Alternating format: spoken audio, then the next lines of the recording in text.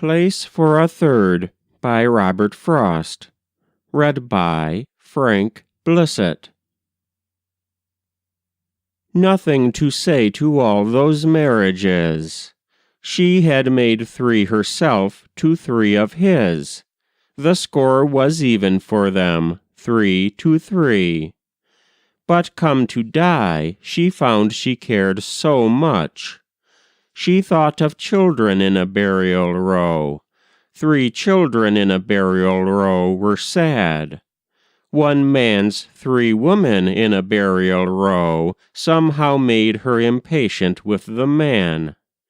And so she said to Laban, "You have done a good deal right. Don't do the last thing wrong. Don't make me lie with those 2 other women."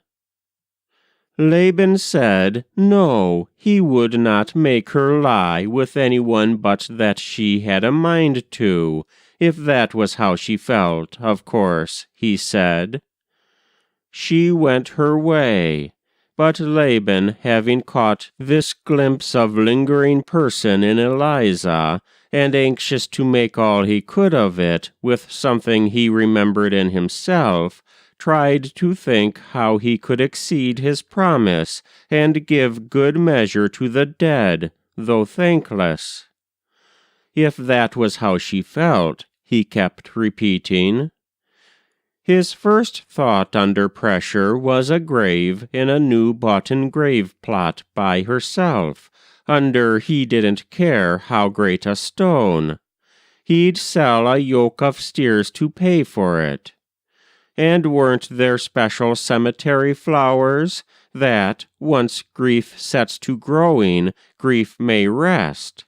The flowers will go on with grief a while, and no one seem neglecting or neglected?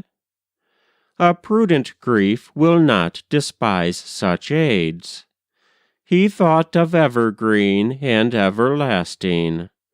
And then he had a thought worth many of these. Somewhere must be the grave of the young boy who married her for playmate more than helpmate, and sometimes laughed at what it was between them. How would she like to sleep her last with him? Where was his grave? Did Laban know his name?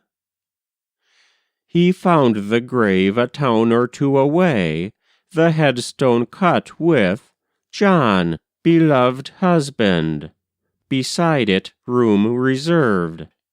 The say a sisters, a never-married sisters of that husband, whether Eliza would be welcome there. The dead was bound to silence. Ask the sister. So Laban saw the sister, and, saying nothing of where Eliza wanted not to lie, and who had thought to lay her with her first love, begged simply for the grave. The sister's face fell all in wrinkles of responsibility. She wanted to do right. She'd have to think. Laban was old and poor, yet seemed to care. And she was old and poor, but she cared too. They sat. She cast one dull old look at him, then turned him out to go on other errands she said he might attend to in the village, while she made up her mind how much she cared, and how much Laban cared, and why he cared. She made shrewd eyes to see where he came in. She'd looked Eliza up her second time, a widow at her second husband's grave, and offered her a home to rest a while before she went the poor man's widow's way, housekeeping for the next man out of wedlock. She and Eliza had been friends through all.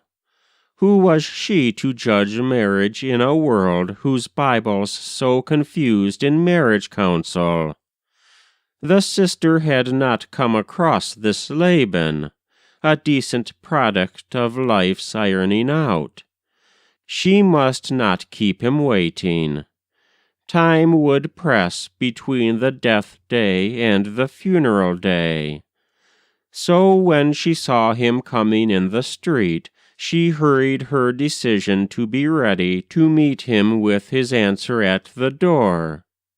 Laban had known about what it would be from the way she had set her poor old mouth to do, as she put it, what was right. She gave it through the screen door closed between them. No, not with John. There wouldn't be no sense. Eliza's had too many other men.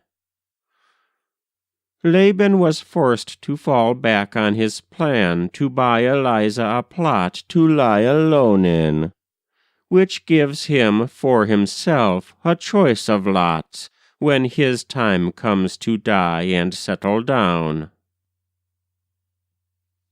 That was Place for a Third by Robert Frost. Read by Frank Blissett.